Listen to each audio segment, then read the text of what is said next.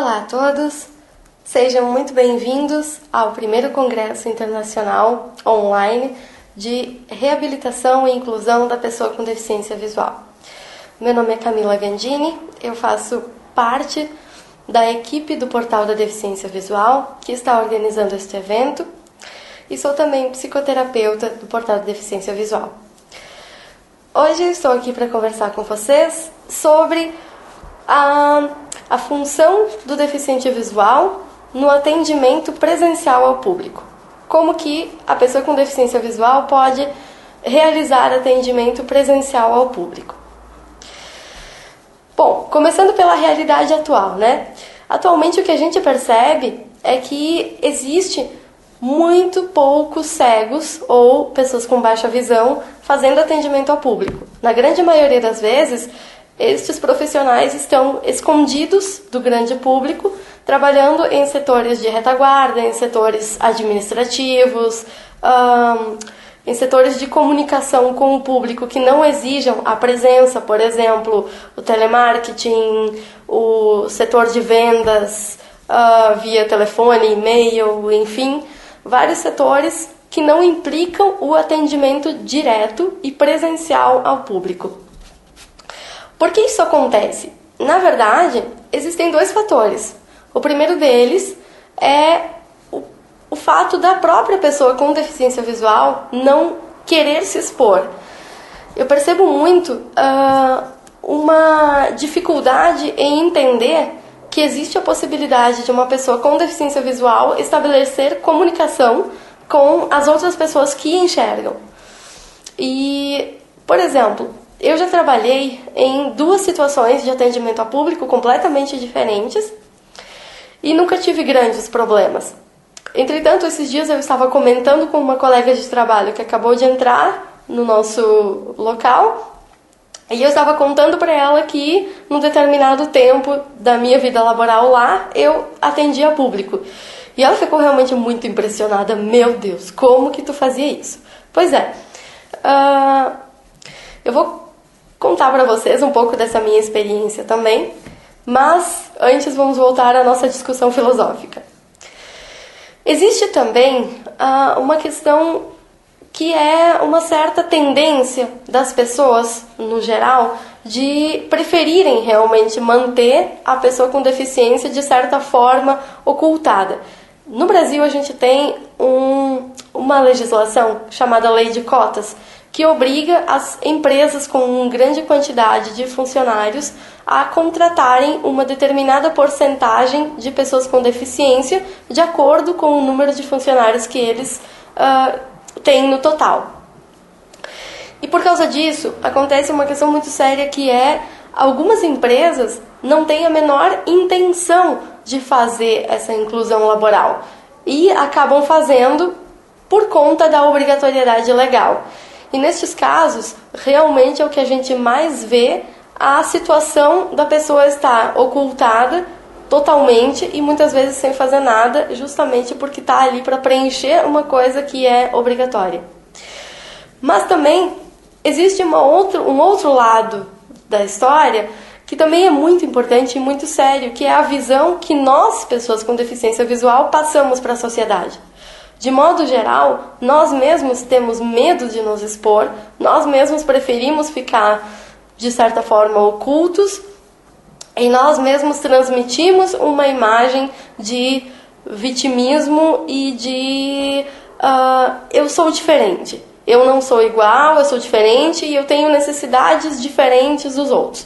Realmente a gente não é igual, a gente não tem as mesmas possibilidades e a gente tem algumas limitações. Mas isso não pode fazer com que a gente se transforme numa vítima da situação. Porque todo mundo é diferente e todo mundo tem alguma limitação. Pode não ser um sentido, mas pode ser alguma coisa que seja ou permanente ou temporária. Todo mundo tem alguma limitação. E o que nós precisamos é nos colocarmos numa situação de igualdade em termos de eu sou igual a todo mundo porque eu também sou diferente. E eu sou igual a todo mundo porque eu também tenho minhas limitações e minhas necessidades. Ninguém no mundo é capaz de fazer tudo sozinho. E ninguém no mundo sabe tudo.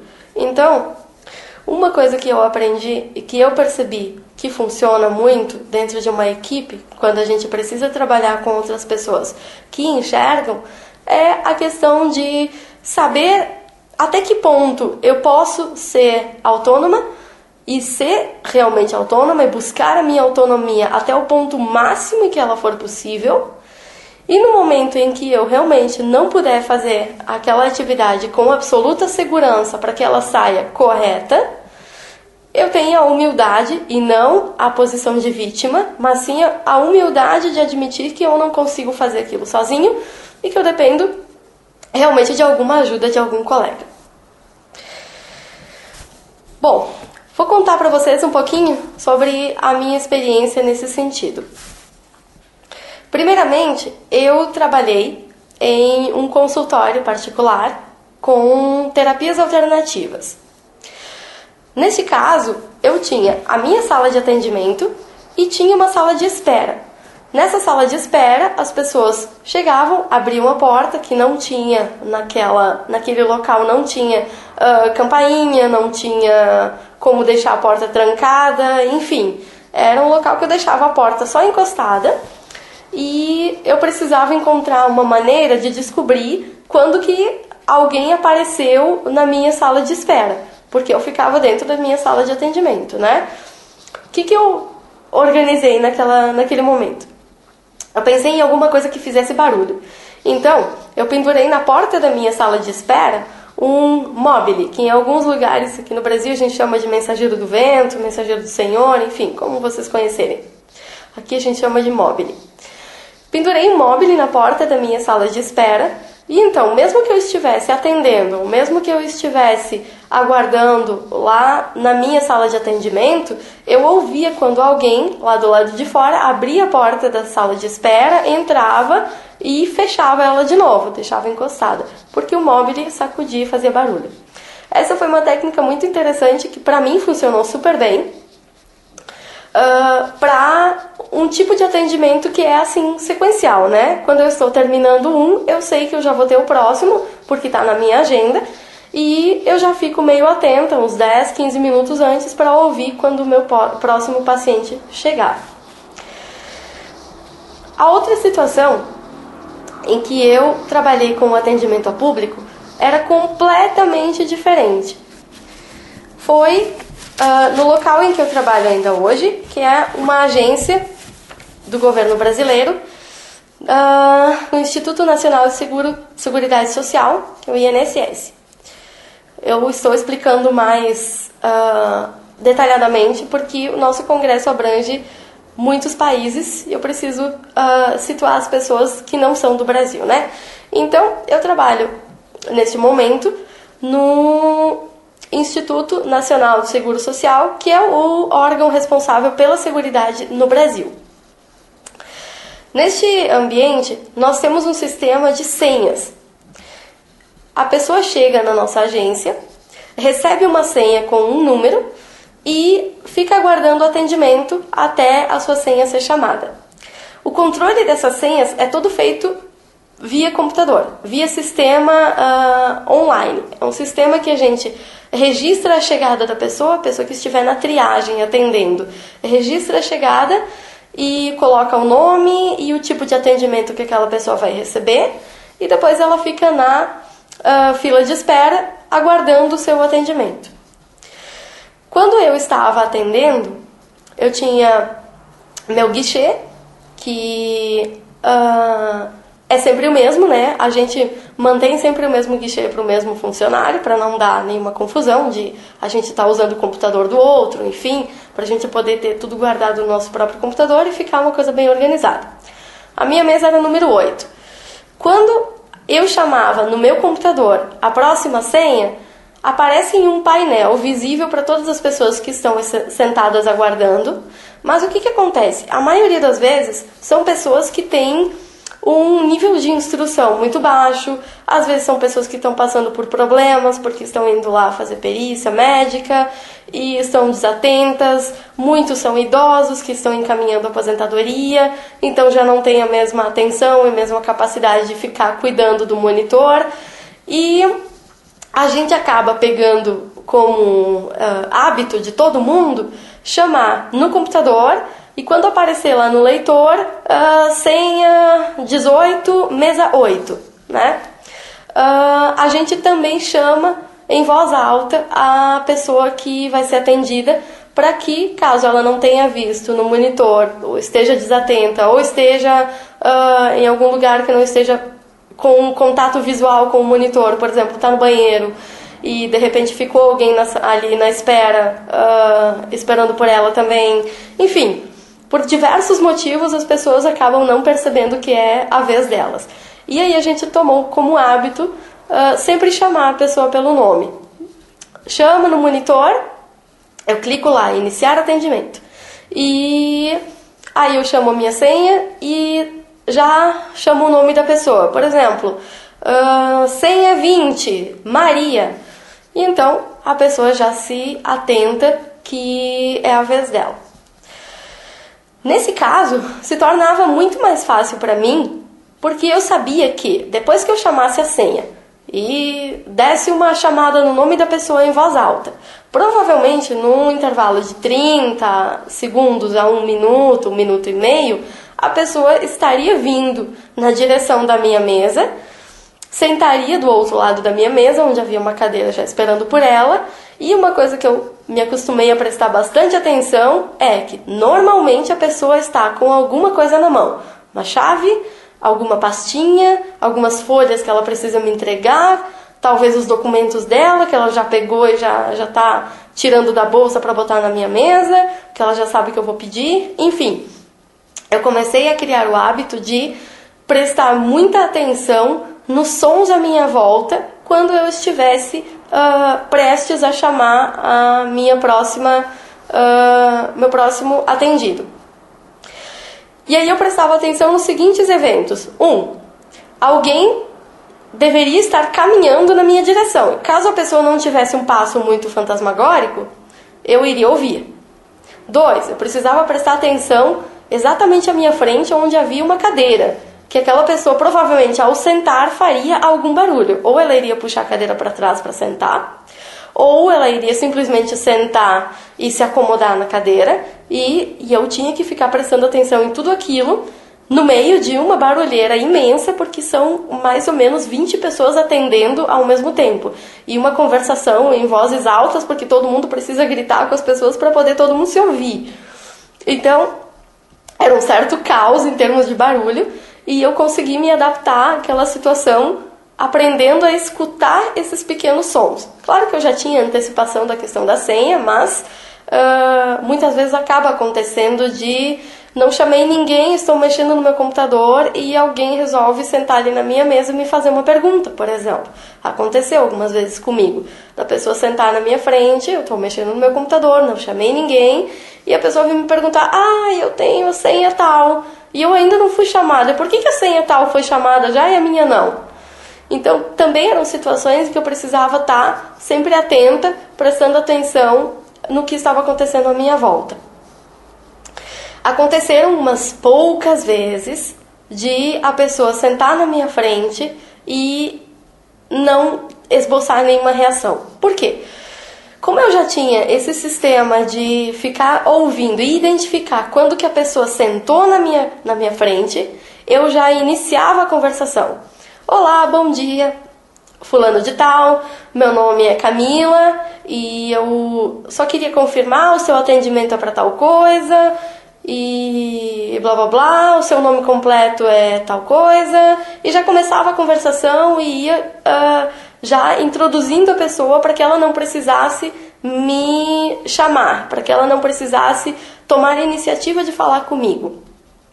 E na maioria das vezes eu também já fazia uma apresentação. Olha, meu nome é Camila, eu sou deficiente visual e eu que vou fazer o seu atendimento e tal. A maioria deles já estava aguardando há mais ou menos meia hora, então eles acabavam me assistindo a atender a outras pessoas.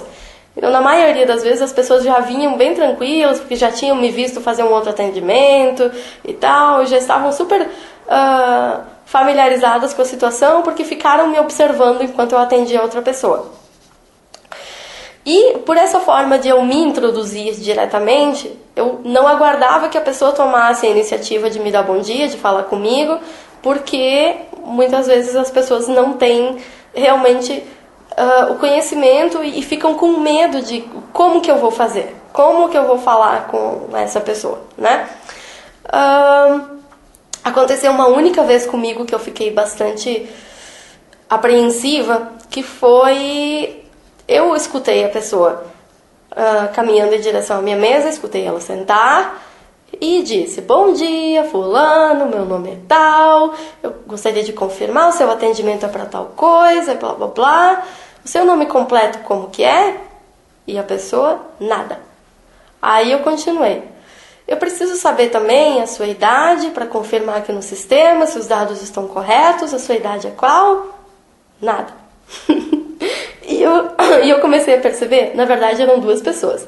Era um senhorzinho com a esposa. Os dois sentaram na minha frente e daqui a pouco eles começaram a cochichar entre si.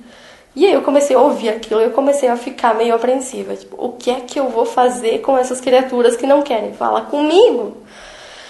Eu cheguei a cogitar chamar um colega e tentar pedir para que me auxiliasse a resolver a situação. Mas eu pensei, não, eu vou tentar até o fim. Até eu achar que a situação é insustentável. E eu resolvi usar um argumento bastante interessante. Eu falei assim: olha só, se eu vou usar um nome comum aqui no Brasil. Olha só, José. Eu sou a Camila, eu vou fazer o seu atendimento, eu sou deficiente visual e tal. Eu preciso que o senhor me responda todas as perguntas que eu vou lhe fazer, porque isso é extremamente importante para que a gente possa conceder aquilo que o senhor está requerendo aqui. Se o senhor não me responder, eu não vou poder conceder o seu requerimento. E aí eu acho que ele entendeu. Eu fui bem sutil no sentido de dizer: se o senhor não me responder, eu não vou poder lhe fornecer aquilo que você quer, né? E realmente funcionou. De repente ele resolveu me responder. Mas foi a única situação realmente que aconteceu comigo. Eu fiquei mais de um ano trabalhando no atendimento direto ao público, atendendo senha depois de senha, durante 6 horas por dia. E para mim foi uma experiência maravilhosa. Eu gostava muito do que eu fazia, porque é muito gratificante a gente trabalhar com o público. Principalmente porque a gente tem uma oportunidade de mostrar que a pessoa com deficiência visual não é um extraterrestre. A gente tem uma oportunidade de conhecer as pessoas, conhecer novas realidades e também ver que elas trazem conceitos muito diferentes da realidade acerca da pessoa com deficiência visual.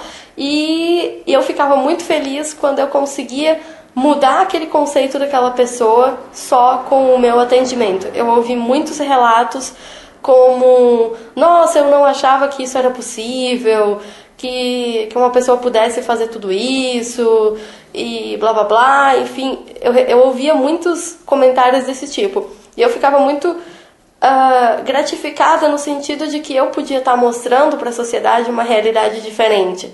E eu acho que é responsabilidade de cada um de nós, pessoas com deficiência, mostrar para a sociedade aquilo que a gente pode fazer e não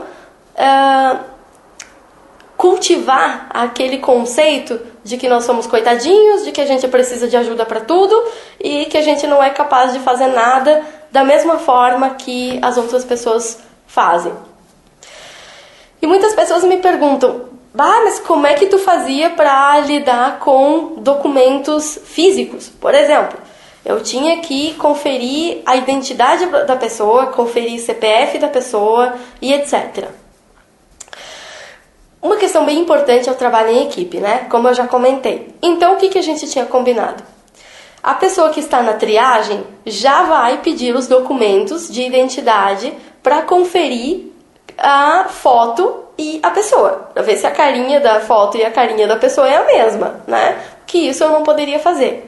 E eu, sabendo que a pessoa que estava na triagem já fez essa conferência, não precisaria pedir para um colega fazer a conferência para mim, porque já estava feita. e eu precisaria simplesmente saber o número do CPF e do RG da pessoa. Nesse caso, o que eu fazia? Algumas pessoas, elas têm instrução e a gente percebe logo no início da conversa, a gente já consegue identificar quando a gente pede o nome completo, idade, data de nascimento e tal, a gente já percebe se a pessoa tem uma certa desenvoltura com dados ou não. E aí eu sempre perguntava para o meu segurado,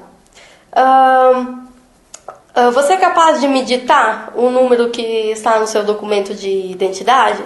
E a pessoa já me respondia se podia, se não podia, se conseguia, se não conseguia. Muitas pessoas já começam a revirar a bolsa procurando óculos para conseguir ler pra gente. Enfim, e no caso da pessoa tentar e não conseguir, ou no caso de ela realmente não conseguir, me dizer, não consigo. Então eu pedi para o colega do lado fazer a leitura para mim, para eu poder anotar no meu sistema os números de documentos da pessoa. O restante dos dados, a maioria eu podia obter dela mesma, sem problemas. A questão de, por exemplo, eu tinha que entregar um documento para essa pessoa. Eu precisava redigir, eu precisava imprimir e eu precisava entregar para ela, assinar, carimbar e pedir para que ela assinasse no campo que tinha que ser assinado. Eu tinha que ter muitos domínios nessa situação. Por exemplo, no momento que eu vou imprimir um papel, eu preciso saber em que posição essas folhas vão sair lá na impressora. Então eu já sabia que quando eu pegasse uma folha da impressora, ela iria estar com a parte escrita para baixo e com o topo da página no local onde a gente pega, assim, para o lado de fora da impressora. Eu já sabia disso, que a nossa lá funcionava assim. Então, eu mandava imprimir, ia até a impressora, buscava as folhas que eu imprimi, eu já tinha uma noção, como eu redigi o documento, eu sabia quantas páginas iam ser mais ou menos, se iam ser 3 ou 4, eu já ia lá, já pegava na impressora e trazia de volta para minha mesa, assinava e carimbava. Como é que eu resolvi a questão da assinatura e carimbo? Eu estabeleci um padrão, que eu iria assinar sempre no pé da página, sempre no pezinho da página, assinar e carimbar ao lado, e eu botava o carimbo bem no cantinho inferior da folha, que eu sabia que não ia afetar nenhuma parte de texto escrita, e nem a minha assinatura. Já a assinatura da pessoa, eu indicava sempre para ela. Bom, aqui existe uma linha pontilhada e eu preciso que você encontre essa linha pontilhada. Na frente dela está dizendo assinatura do segurado. E nessa linha você vai assinar. E eu passava todas essas informações, já mostrando na própria folha para a pessoa, porque eu já tinha conhecimento daquilo que eu estava entregando para ela. E dessa forma, sempre foi muito tranquilo. Nunca tive nenhum problema em relação a isso. Queria comentar aqui agora uma outra situação que eu vi acontecer, mas que eu nunca passei por isso. Em uma universidade onde eu estudei, estava eu na biblioteca, eu estava com a minha mãe naquele momento, e até não havia ninguém na biblioteca naquele instante, não havia ninguém atendendo, estava tudo sozinho e tal, e eu estava procurando alguns livros, e minha mãe estava comigo. E então a minha mãe me comentou que em cima da mesa da biblioteca havia uma plaquinha que dizia: não posso vê-lo, mas posso atendê-lo, me chame, meu nome é Fernanda. E a gente deduziu, obviamente, que a menina que deveria atender ali era uma moça cega, e que se usou essa alternativa como método de fazer com que a pessoa tomasse a iniciativa de falar com ela quando chegasse ali e não ficasse parada na frente da pessoa esperando que ela esboçasse uma reação. Afinal, muitas vezes ela poderia não perceber que havia alguém ali e realmente não esboçar nenhuma reação e a pessoa ficar feito um poste e o outro também feito um poste e ninguém fala com ninguém. Também existiria uma outra possibilidade, agora pensando nisso. Poderia-se colocar essa informação num crachá, por exemplo. Se a pessoa tivesse que estar em mais de um lugar ao mesmo tempo, talvez a alternativa do crachá também fosse interessante, de colocar a informação de que a pessoa não enxerga e que precisa que alguém o chame para que ele perceba a existência da pessoa. Também achei uma iniciativa válida. Eu nunca passei por esse tipo de atendimento, onde eu não tinha nenhuma forma de prever quando que ia chegar alguém para que eu atendesse, mas considerei bastante interessante. Comentar algumas coisas também de cotidiano de atividade laboral, que eu acho bem importante a gente saber que existe e saber que a gente vai precisar dominar no momento em que a gente estiver trabalhando.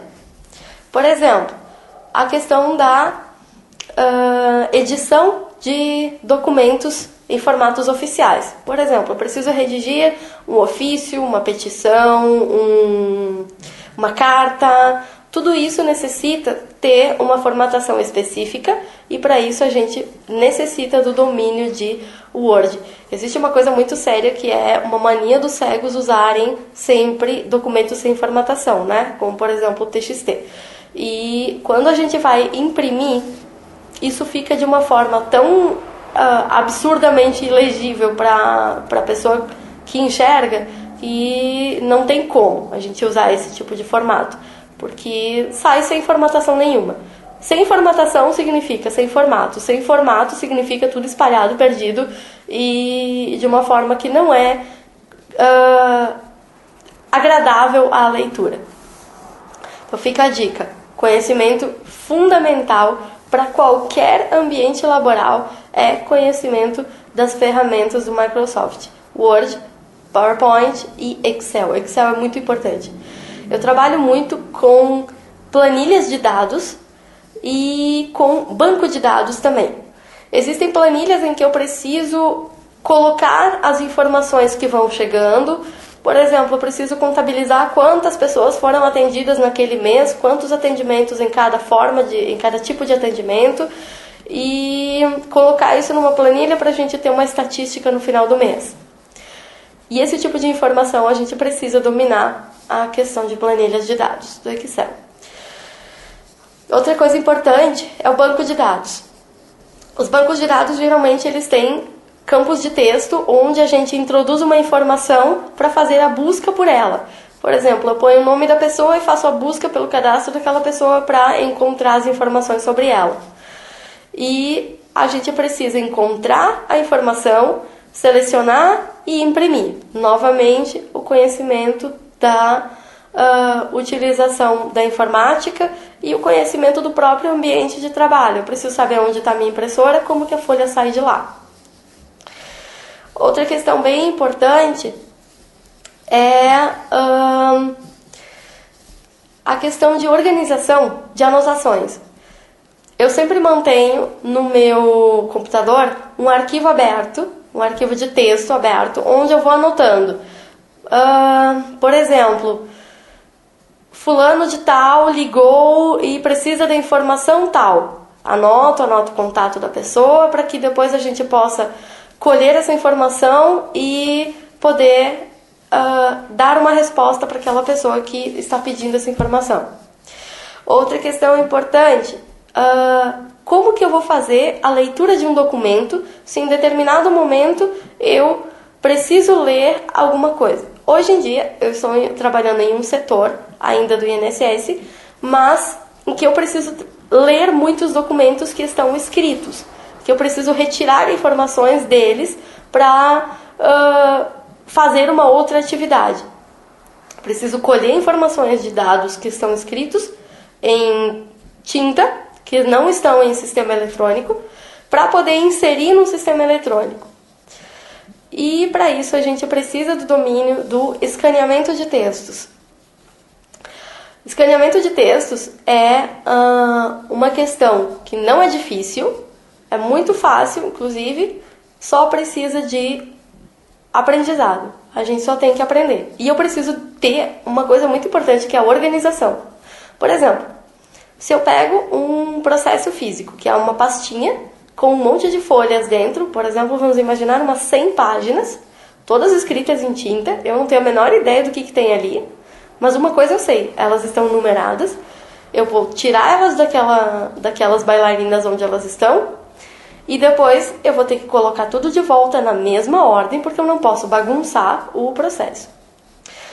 E aí eu preciso ter uma organização muito grande, do tipo, eu tiro a folha do processo, coloco no scanner, escaneio, e depois eu tenho que colocar ela em algum lugar, onde eu vá colocando uma atrás da outra, sequencialmente, que eu saiba depois que está tudo na ordem, e como que eu vou botar elas de volta lá no processo delas, sem alterar a ordem das páginas, sem causar nenhuma confusão no processo. Isso é super importante. Outra coisa, pra gente concluir, queria falar um pouco com vocês sobre a questão de construção de imagem. A pessoa com deficiência visual, ela não pode construir conceitos a partir da imitação visual, porque a gente não tem a visão. Eu preciso aprender certas coisas que só alguém me contando eu vou conseguir aprender. E para isso é muito importante a gente desenvolver a habilidade de comunicação. Eu preciso me comunicar, porque eu preciso receber informações de todas as formas possíveis que não sejam visuais. E como que eu construo a minha autoridade no meu local de trabalho, mesmo eu sendo uma pessoa cega? Bom, só pelo fato de eu ser cega eu já estou em desvantagem. Então eu preciso construir vantagens. Eu tenho um hábito que eu considero bastante importante, que é manter a aparência.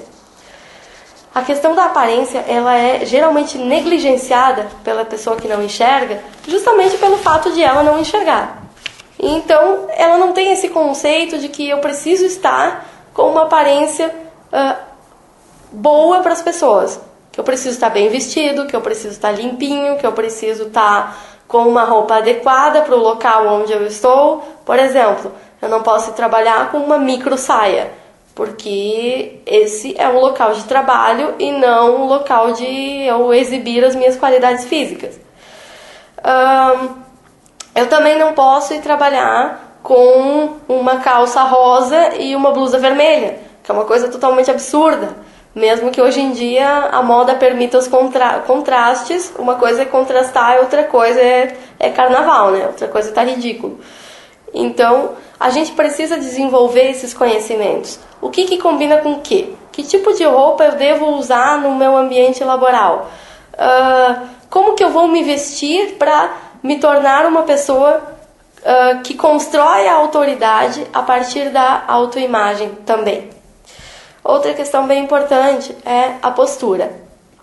O cego muitas vezes tem uma postura que transmite para as pessoas a imagem de que ele é retraído, medroso e assustado. Por exemplo, cabeça baixa, os ombros para frente. Eu vou fazer aqui para mostrar para vocês. Aquele ombrinho para frente e a cabeça baixa. Esse tipo de postura de cego é muito comum e demonstra claramente para quem está olhando que aquela pessoa está numa situação de defesa, ela está na defensiva, né? Outra questão bem importante, só para concluir, coluna reta, ombros para trás e postura sempre com o olhar no horizonte. Essa é a regra básica. Outra coisa bem importante, maneirismos. Os cegos têm muitos maneirismos, principalmente quando eles estão um pouco nervosos, né? Então, é só surgir uma situação em que nós ficamos um pouco ansiosos que a gente começa a demonstrar todas as manias que a gente tem. Algumas manias de cego bem comuns, como, colocar dedo no olho, ficar em alguma postura estranha, ou ficar mexendo em alguma coisa, ou até aquela mesma atitude de mulher de ficar passando a mão no cabelo. Isso também é uma coisa que demonstra uma insegurança. Isso a gente aprende bastante em cursos de dicção, oratória e desinibição para falar em público, né? Aquela mania que todo mundo tem. A gente vai falar em público e a gente começa a mexer na pulseira, a gente começa a mexer no relógio, mexer no cabelo, se movimentar. Isso é bem importante. O cego que tem mania de ficar se balançando, isso é bem sério, gente. para os cegos que estão assistindo, os videntes não se balançam, tá? Então, a gente não pode ficar se balançando se a gente estiver parado no lugar. Tipo, estou parado na cadeira, fico me balançando. Ou estou parado em pé, esperando alguma coisa, estou lá me balançando. Enfim, algumas pequenas dicas básicas, mas primordiais. Pessoal, esse assunto é muito amplo e muito convidativo, né? Então, para quem quiser continuar essa conversa comigo, deixe suas perguntas aqui no nosso fórum ou mandem para o meu e-mail, que também está aqui na página. E a gente tem muitos dias durante o congresso para continuar discutindo essas ideias. Eu agradeço a todos pela presença, pela participação e aproveitem para assistir todas as palestras que estão com conteúdos excelentes. Muito obrigada e até uma próxima.